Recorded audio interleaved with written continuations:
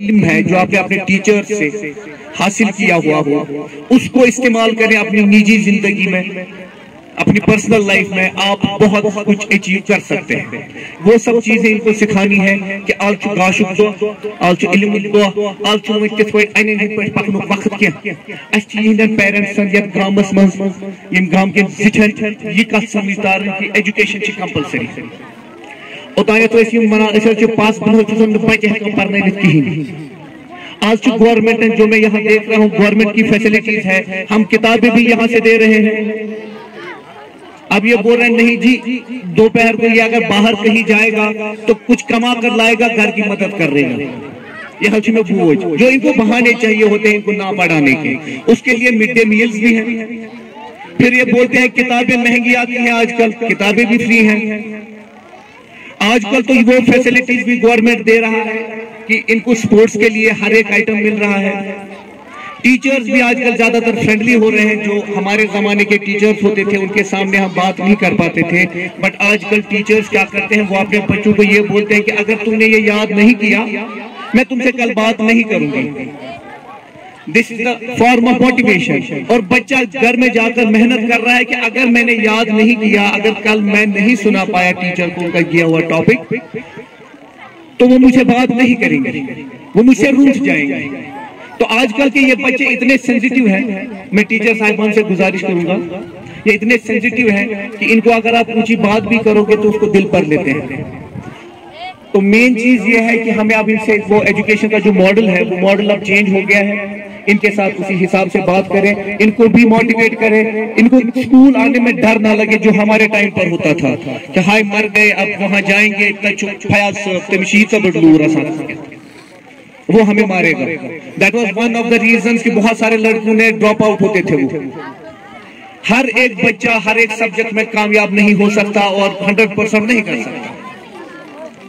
जिस सब्जेक्ट में वो अपना 100% दे रहा है, हमें उसको उस हिसाब में मोटिवेट करना चाहिए कि कम से कम अगले सब्जेक्ट में वो पास हो जाए।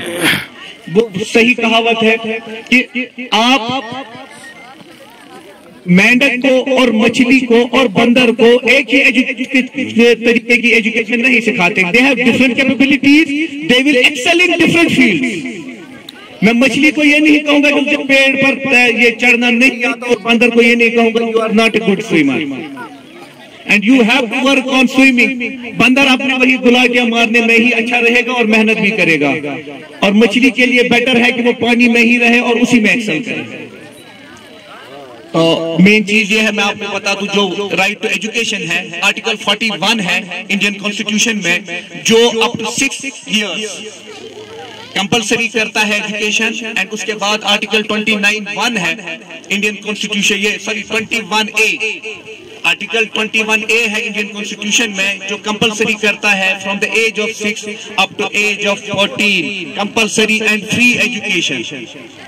एंड ये है फ्री एजुकेशन एक्ट 2009, जो गवर्नमेंट्स को, स्टेट गवर्नमेंट्स को डायरेक्ट करता है that it is compulsory and binding upon them to provide these facilities.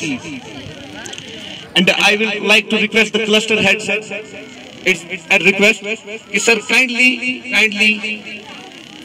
let your teachers to go for a timely or regular training periods. That's enough for every student.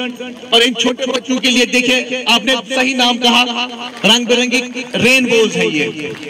कुछ मुझे देखकर, जैसे मैं यहाँ पर बैठा हुआ था, कुछ मुझे देखकर ऐसे हाय बोल रहे थे, कुछ और। बच्चों मैं ये चाहता हूँ, आप मेरी बात सुनो सारे, आप बहुत छोटे हो, आपको ये समझ में नहीं आएगा अभी, बट मैं फिर भी आपको बोलता चाहता हूँ कि बेटा अगर जिंदगी में कुछ करना है, हर एक का एक ख्वाब होता है। जिस इंसान का एक ख्वाब न हो उसकी जिंदगी कभी भी कामयाब नहीं हो सकती।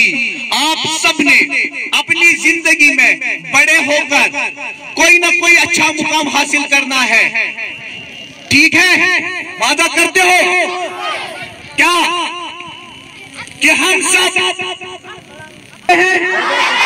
कि हम अपनी पूरी कोशिश और लगन से, मेहनत से तालीम हासिल करेंगे और अपने आप को मुआशरे के लिए, मुआशरे के हालात सुधारने के लिए पसोपेश रखेंगे।